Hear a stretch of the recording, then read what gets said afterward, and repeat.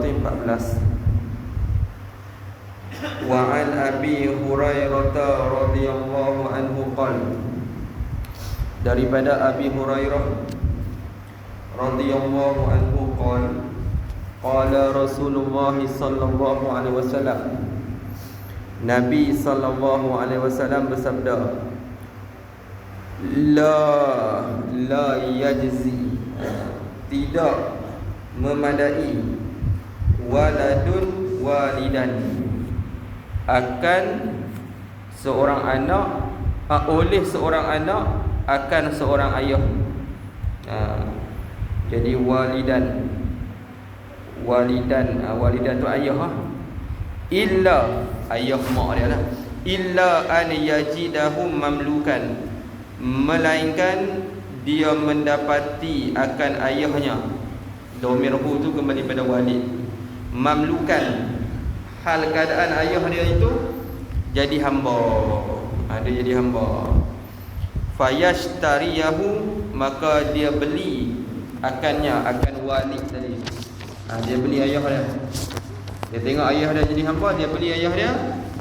Fayu'tiqahu, maka dia merdekakan akan ayah dia. Fayu'tiqahu, maka dia memerdekakan akan ayah dia. Sini hadis ni nak sebut kepada kita, nak sebut apa? Nak sebut kata apabila dia dapati ayah dia tu dalam keadaan jadi hamba. Jadi cara dia nak balas jasa budi ayah dia tu, dia beli ayah dia dan dia merdekakan ayah dia. Begitu. Maksudnya ni ayah dia jadi hamba orang lain lah ni. Itu maksud dia.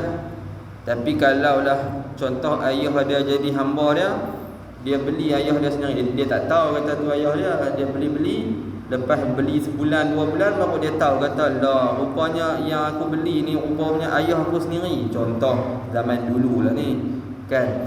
Jadi yang tu automatik merdeka tu tu automatik, sebab yang tu dia memiliki keturunan dia sendiri, faham? Jadi kalau dia memiliki keturunan dia sendiri, automatik merdeka. Adapun seorang ayah dia beli hamba, dia ingat hamba biasa, beli tengok-tengok, lah rupanya anak aku sendiri. Baru tahu rupanya anak aku sendiri. Hak ni aku duk cari rupa lama dah, 5-6 tahun cari tak jumpa. Rupanya jadi hamba aku sendiri. Automatik merdeka. Bila kita memiliki usul kita, mak ayah kita lah, ataupun furuk kita, anak cucu kita, automatik kita miliki dia, automatik dia merdeka. Kalau dulu dah, zaman dulu ni ceritanya ipang-ipar dia tengok ayah dia jadi hamba orang lain. Jadi bila dia tengok ayah dia jadi hamba orang lain, dia buat keluar duit, dia beli ayah dia sendiri. Jadi bila dia beli ayah dia sendiri, itu barulah kata Nabi sallallahu alaihi wasallam boleh membalas jasa budi ayah dia. Buat keluar modal untuk nak beli ayah dia tu. Itu cerita zaman dulu ni, zaman lama nak dah hamba dah. Rawahu Muslim, hadis ni diriwayatkan dia oleh Imam Muslim. Imam Bukhari pun ada sebut juga. Imam Bukhari sebut dalam Adabul Mufrad. Dalam Adabul Mufrad ada. Al-Imam Abu Daud pun ada riwayat. Al-Imam Tirmizi pun ada riwayat. Al-Imam Ibn Majah pun ada riwayat juga. Wa anhu, dan daripadanya, daripada Abi Hurairah aidan radhiyallahu anhu, anna Rasulullah sallallahu alaihi wasallam qala. Ni hadis itu. Cuma Nawawi ulang balik sebab kena dalam bab. Man kana yu'minu billahi wal yawmil akhir falyukrim dhaifah. Ni itu ni. Dalam bab tetamu kan. Ni dia buat bawa dah. Tapi dah hadis ni ada juga berkenaan menyambung tali silaturahim, dia bawa lagi. Wa man kana yu'minu billahi wal yawmil akhir falyasil rahmahu, maka dia menghubungkan tali silaturahim. Kalau memutuskan tali silaturahim ni, dia termasuk daripada dosa besar, bukan dosa kecil wa qati'atuha maksiyatun kabiratun, memutuskan tali silaturahim dikira sebagai maksiat yang besar, dosa. Sekurang-kurang kita menghubungkan tali silaturahim, kita bagi salam, itu sekurang-kurang, walaupun tak sembang pun bagi salam, okey lah, cukup lah. Ada pun cakap sikit, cukup dah, memadai dah. bukanlah kata nak hubung tali silaturahim ni kena buat sakan sangat. Tak. Maksudnya kita bagi salam kat dia, kita bercakap sabar sikit, akhirnya sambung lah tu. Tak apalah dah. Bukanlah kata nak kena ayuh dulu baru dikatakan silaturahim. Dah. Bagi salam dan sebagainya sudah memadai. Jadi Nabi SAW kata siapa beriman dengan Allah Ta'ala dan hari kiamat, dia kena sambung tali silaturahim. Betul tu? Nah. Silaturahim ada dua. Ada hak wajib, ada hak sunat. Hak sunat ni sama-sama bukan adik-beradik, ada hak sunat. Kalau hak adik-beradiknya jadi wajib pula sambung tali silaturahim. Gitu. Wa man kana yu'minu billahi wal yawmil akhir falyaqul khairan aw la yasmut. Yang ini maklum. Siapa yang beriman dengan Allah Ta'ala dan hari kiamat, hendaklah dia bercakap kebaikan ataupun dia diam. Lebih baik diam daripada bercakap.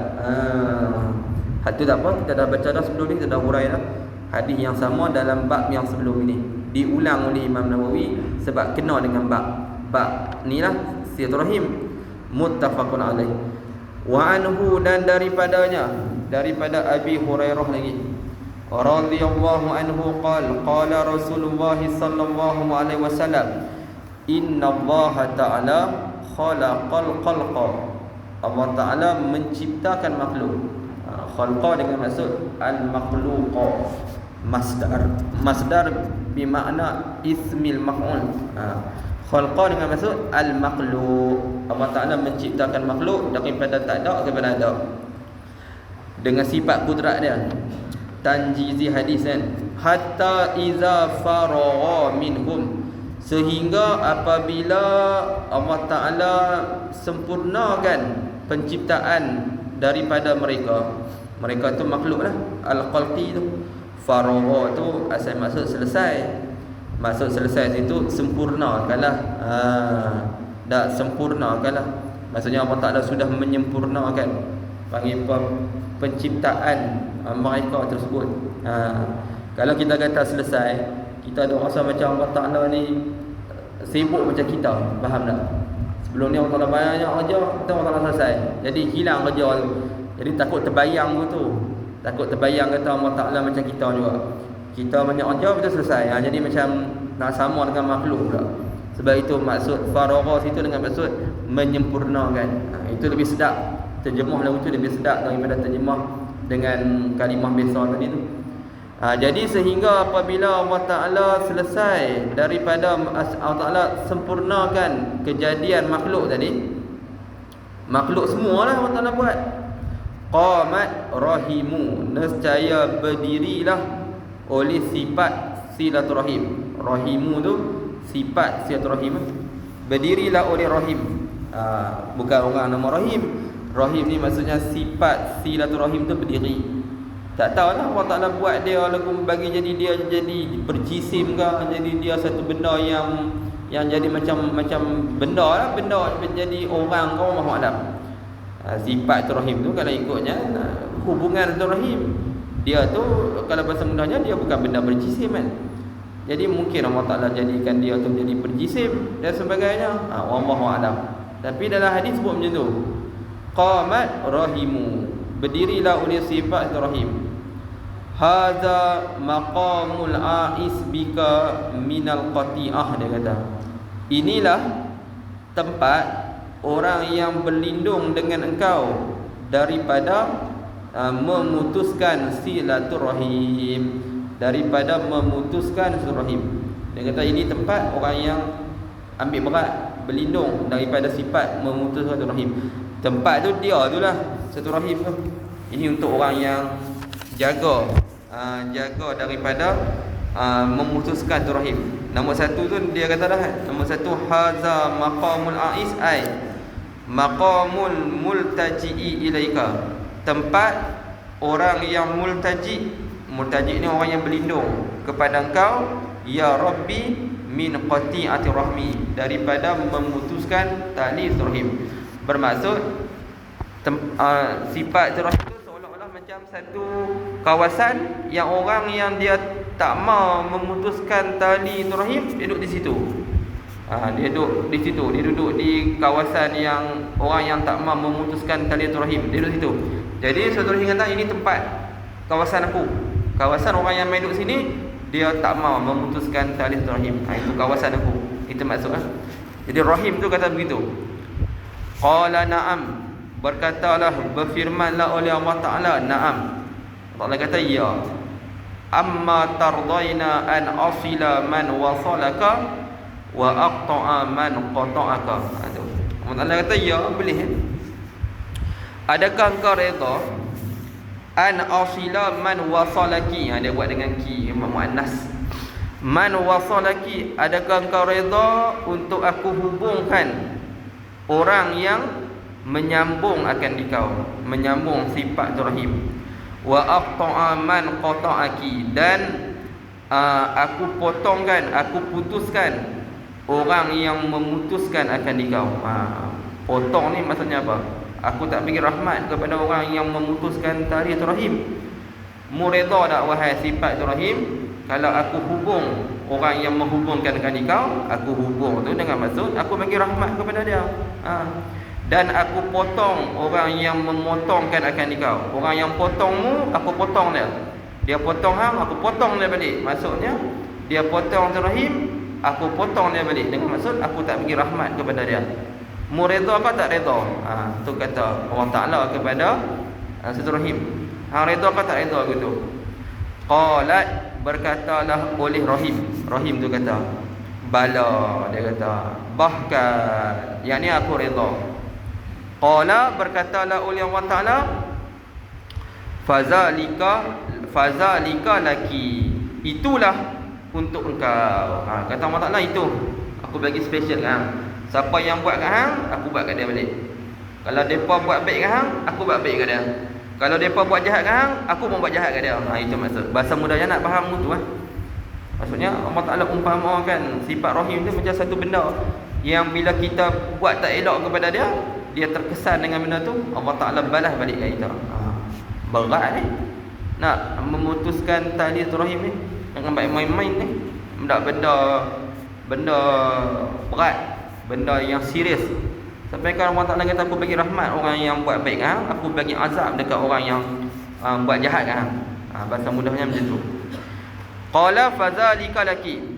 Summa qala Rasulullah sallallahu alaihi wasallam, kemudian Nabi sallallahu alaihi wasallam pun bersabda, Iqra'u in syi'tum, hendaklah kamu semua baca ayat ni lah kalau kamu semua kehendak. Jadi sesuai dengan bab Rahim ni, Nabi pun sebut pula. Nabi kata kalau kamu rasa kamu nak baca ayat ni, kamu baca. Apa dia? Fahal asaitum, maka tak apa, kita baca dulu. Fahal asaitum in tawallaitum an tufsidu fil ardi wa tuqatti'u arhamakum. Ini ayat ni, wa tuqatti'u arhamakum, kamu semua memotongkan tali-tali rahim.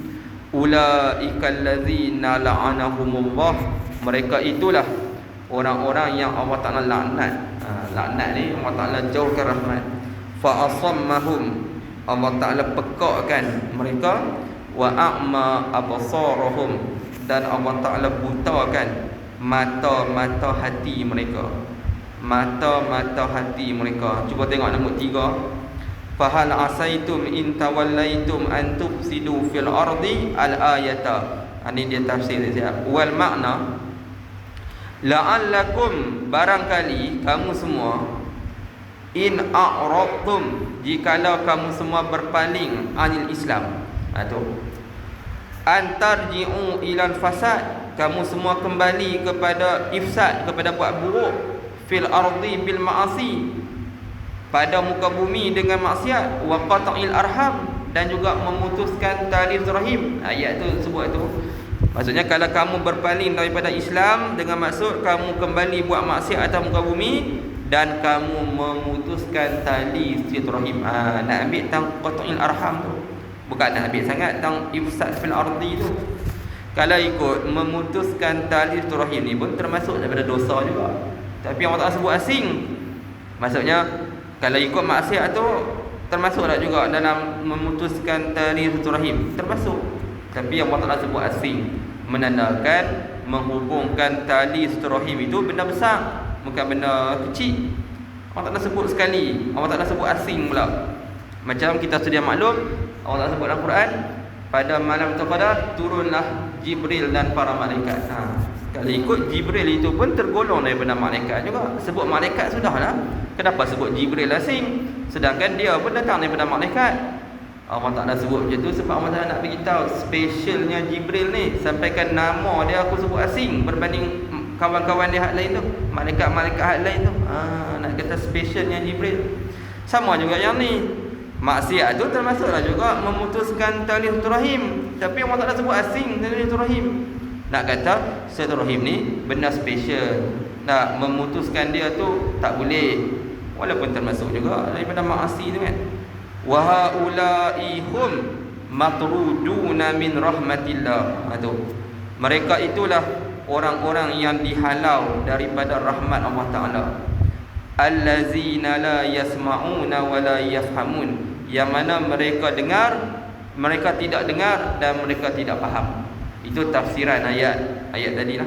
Safwatu Tafasir. Ini kitab Syekh Muhammad Ali As-Sabuni. Safwatu Tafasir ada 3 jilid. Kitab tafsir lah, kitab dia. Baik.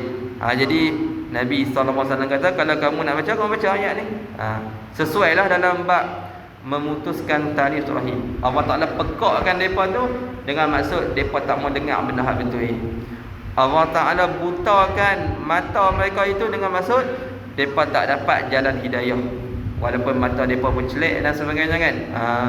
Jadi maksudnya rahim situ kena jagalah. Kena jaga tak sama adik-beradik dan sebagainya. Itu rahim, sifat silaturahim. Sebab itu ada satu hadis lagi tu, inna abarral birri an yasila rajulu ahla wuddi abihi. Itu ada satu riwayat hadis, riwayat Abu Daud, dalam Sunan Abu Daud. Nabi SAW sebut, sesungguhnya sebagus-bagus buat kebajikan untuk keluarga ni adalah dia menyambung tali silaturahim ahli kesayangan ayah dia ataupun mak dia. Maksudnya ayah dia dulu berkawan dengan siapa? Dia sambung silaturahim tu dengan kawan ayah dia. Ni bagus juga. Kita kena ajak anak kita ni nama dia sekian, nama dia sekian, nama dia sekian. Gitu. Jadi bila pak kita mati, kita pergi jumpa lah Pak Long tu, Pak Cik tu. Kita bukan ada hubungan apa dengan dia pun, tapi dulu dia dengan ayah kita ni rapat. Gitu. Ayah kita mati dah dalam lubang kubur. Jadi kita pergi berkawan dengan, pergi sambung rahim dengan kawan-kawan ayah kita. Hak dulu dia duduk berkawan sekan tu. Itu dikatakan sambung juga tali rahim. Kebaikan juga lah tu. Salah satu kebaikan kita buat kepada ayah kita pergi sambung silaturahim dengan kawan-kawan ayah kita. Dia dulu kawan ramai juga kan. Kawan sana, kawan sini. Jadi kita jumpa kawan ayah kita tu, kita sembang lah maksudnya. Jadi ayah kita duduk dalam lubang kubur tu tanda kita buat baik kepada dia. Selain daripada kita berdoa kat dia, kita pergi berkawan dengan kawan-kawan ayah kita. Maksudnya kita kena pergi mereka kenal kawan-kawan kita. Itu cerita dia. Kalau mereka tak kenal, mereka nak sambung macam mana kan. Pak Long tu je yang kenal, kita tak kenal. Kalau kita kenal, kita boleh pergi sambung. Itu. Faham kan? Itu maksud. Hadis tu muttafaqun alaih. Hadis itu dipersepakati antara Imam Bukhari dan juga Imam Muslim. Wa fi riwayatin, dan sabit satu riwayat, yakni dalam ada satu riwayat bagi Imam Bukhari. Ini satu riwayat lah. Faqala ya Rasulullah. Bukan. Okey, fa bi riwayatin lil Bukhari betul tak? Qala Rasulullah sallallahu alaihi wasallam, man wasalaki wasaltuhu. Tadilah, siapa yang sambung kau, buat baik kat kau wahai Ibrahim, aku sambung akan dia. Wa man qata'aki qata'tuhu. Siapa yang buat putus akan dikau, buat jahat kat kau wahai Ibrahim, qata'tuhu, aku potong akan dia. Aku potong maksudnya aku tak bagi rahmat kepada dia. Sama macam riwayat tadi, cuma ada beza sikit. Riwayat tadi panjang sikit kan, riwayat ni ringkas, tapi maksud lebih kurang. Habis, maksudnya penting silaturahim. Baik. 317 wa bihi ilaihi wa anhu radhiyallahu anhu qala, daripada Abi Hurairah lagi. Hadis dia saja. Qala, berkatalah oleh pengipar Abu Hurairah, jaa rajulun ila Rasulillah sallallahu alaihi wasallam, datanglah seorang lelaki kepada Nabi sallallahu alaihi wasallam. Ada kata lelaki itu nama Muawiyah bin Haidah, bukan Muawiyah bin Abi Sufyan, bukan, Muawiyah bin Haidah dengan ha pedah. Jadi Muawiyah bin Haidah ni datang jumpa Nabi sallallahu alaihi wasallam. Faqala, maka berkatalah oleh Muawiyah tu, ataupun nak mudahnya berkatalah ya rajulun tu, ya Rasulullah, man ahaqqun nas bihusni sahabati, siapa yang lebih berhak dengan suhbah aku, dengan cantiknya suhbah aku. Sahabat ini untuk aku bergaul dengan dia, siapa yang lebih berhak? Qala, berkatalah oleh Rasulullah SAW, ummuka, ibu engkau dulu. Mak dulu. Sebab apa mak? Kenapa bukan ayah? Sebab mak ni dia perempuan. Jadi bila dia perempuan, hajat dia lebih banyak daripada lelaki. Faham? Hajat dia lebih banyak daripada lelaki. Sebab itu anak yatim, pak mati dipanggil anak yatim, mak mati tak panggil anak yatim. Sebab pak ada lagi, mak yang mati. Pak ada lagi, pak boleh kerja lagi. Tapi mak, bila pak mati, hilang satu sumber kewangan dia. Hilang satu sumber kewangan dia. Sebab itu laki ni dia mai tanya Nabi. Nabi kata yang paling berhak untuk kamu suhbah tu adalah mak kamu dulu. Qala summa man, laki tu kata, kemudian siapa pula?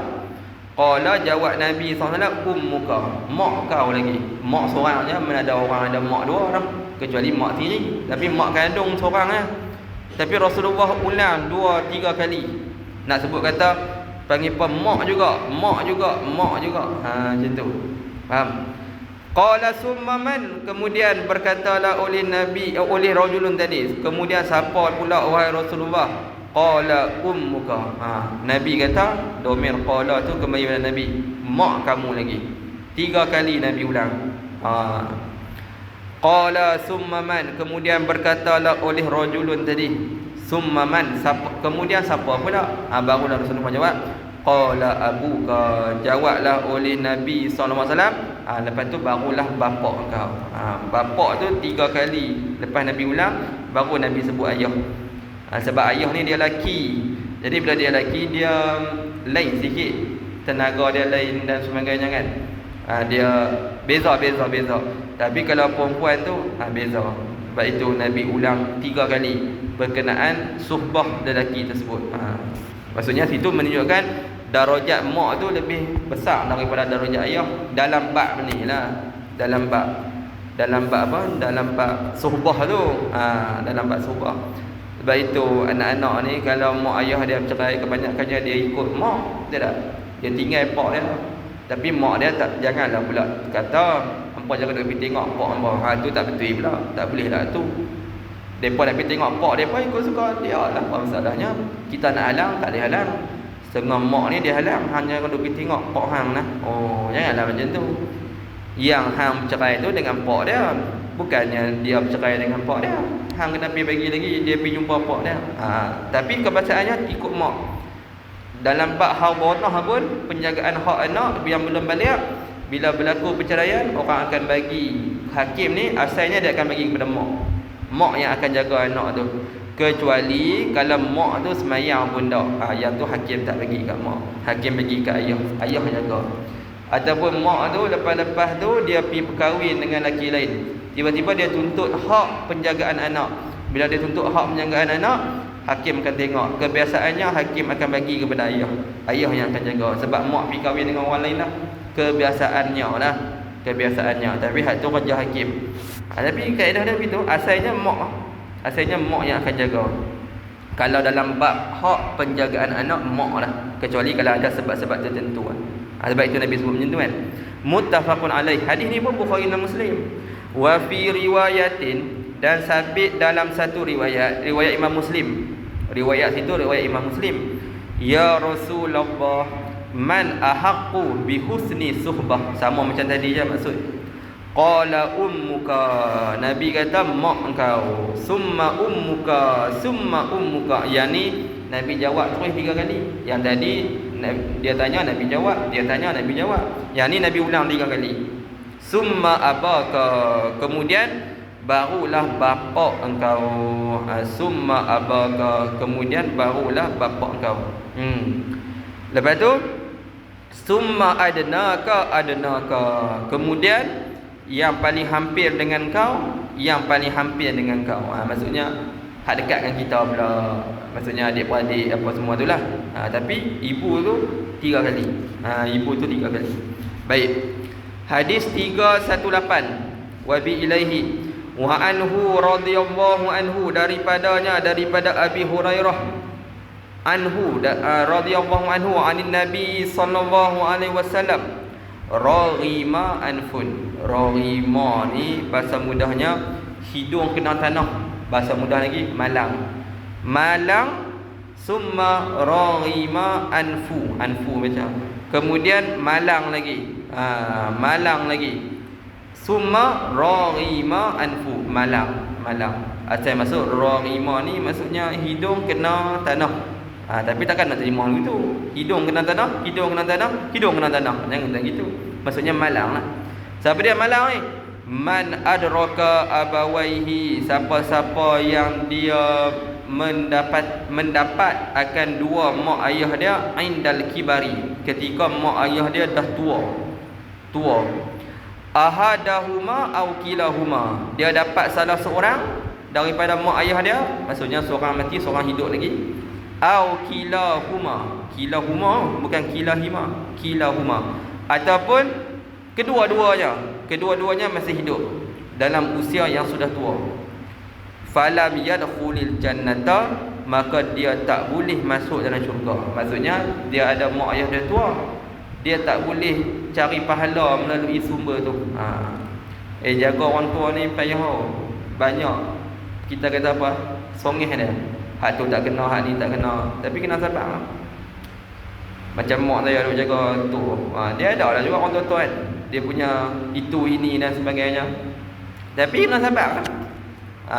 Orang tua faham saja orang tua. Hak tu lah, hak ni lah, macam-macam. Jadi benarnya nak bagi pahala kat kita benarnya tu. Tapi kita dah kena sabar tu. Beli makan dia tak makan ni, dia tak lalu, tak suka ni nak itu. Orang tua pun gitu kan. Baik tu orang yang jaga orang tua ni bukan senang. Baik tu Nabi kata begitu. Siapa yang dia dapat mak dia ataupun ayah dia ataupun dua-dua, mak ayah dia tua dah, tapi dia boleh jaga elok, orang ni masuk syurga. Tapi anak-anak lain pun kena dah juga tukar-tukar. Ini pergi duduk rumah hang. Nanti duduk rumah hang pula. Lagu tu pakat-pakat dah anak ramai. Saya tak tahu lah macam mana, tengah sihat lagi 2 orang ni tak apa. Kalau sakit dia tak tahu. Adik-adik bukan 2 ni, saya seorang 2 ni. Orang ni tak ada. 3 beradik ya. Jadi tak tahulah. Saya lah dia tak tahu. Dia duduk Kuala Lumpur. Jadi anak tu gitu kan. Baik tu anak ni pun kadang-kadang kita kata pi mengaji luar rumah, pi duduk luar rumah, jangan duduk sini dah. Tak kena juga. Kalau semua pakai duduk luar, hangpa sakit siapa nak jaga? Kita sakit siapa nak jaga? Tak ada orang jaga. Jadi itu anak ni bila dia jaga bab-bab aku ni, dia boleh masuk syurga. Boleh masuk syurga dengan sebab dia buat baik kepada mak ayah dia. Tapi kalau lah mak ayah dia dah tua tapi dia tak boleh jaga, maka Nabi kata malang orang lalu ni, dia tak boleh masuk syurga. Tak boleh masuk syurga. Jadi rugi ya. Bukan rugi ya, malang lah. Malang sungguh malang sungguh. Saya ingat tok wan saya dulu, dia sakit tu. Dia mai sakit tu, dia suka teriak. Hari teriak. Tahu sebab apa orang mahu anak. Tapi anak lah jaga. Pasal berak apa semua. Dia mula sakit tu, dia pergi masjid tu, dia jatuh motor ke mana tahu. Daripada situ yang dia mula sakit. Dia sakit tu dia main hibah. Dia main rasa sepak. Hari-hari teriak sampailah habis umur. Tak tahu mungkin orang tua yang dia main sakit. Ada orang tua dia senangnya mati. Tok Wan pula ayah saya ni mati mudah ya, accident dia nak pergi mengaji accident. Meninggal gitu ya. Ada orang mati mudah. Ada orang mati makan masa nak mati pun. Nak maksudnya Allah Taala uji sakitnya tu sakit macam ni. Ada orang mudah dia tidur dia tengok mungkin lah tak ada dah. Ada orang macam tu. Jadi itu masing-masing habuan lah. Bahasa mudahnya lagu tu lah. Masing-masing habuan. Jadi kita ni dalam bab ni kita kena gitu lah. Jangan pada usia tua tu kalau kita ada lagi, maksudnya kita kena jaga. Bila jaga boleh masuk syurga. Kalau buat alai-balai maka rugi, tak boleh masuk syurga. Kan tak boleh masuk syurga, lambat masuk syurga. Kata Nabi SAW, malang sungguh orang yang ada mak ayah yang sudah tua tapi dia tak boleh masuk syurga. Maksudnya Nabi dah kata sumber pahala tu boleh datang daripada mak dengan ayah tu. Datang daripada situ lah. Walaupun kita kadang-kadang ada jugalah rasa nak marah apa semua tu. Itu biasalah emosi manusia. Tapi kita kena fikir balik, ini peluang aku untuk masuk syurga. Mungkin kita sembahyang sunat tak banyak, tapi dapat pahala sebab basuh berak mak kita. Dapat pahala sebab basuh ayat kecing mak kita. Boleh pahala kot tu pula. Nak sembahyang sunat mana nak dah duk kaluk jaga orang kan. Macam tu lah. Macam tu lah. Habis. Lepas tu hadis 319 wa anhu. Hadis daripada Abi Hurairah juga. Wallahu subhanahu wa ta'ala a'lam. Bismillahirrahmanirrahim. Wal 'asri innal insana lafi khusr illa allazina amanu wa 'amilus solihat wa tawassaw bil haqqi wa tawassaw bis sabr.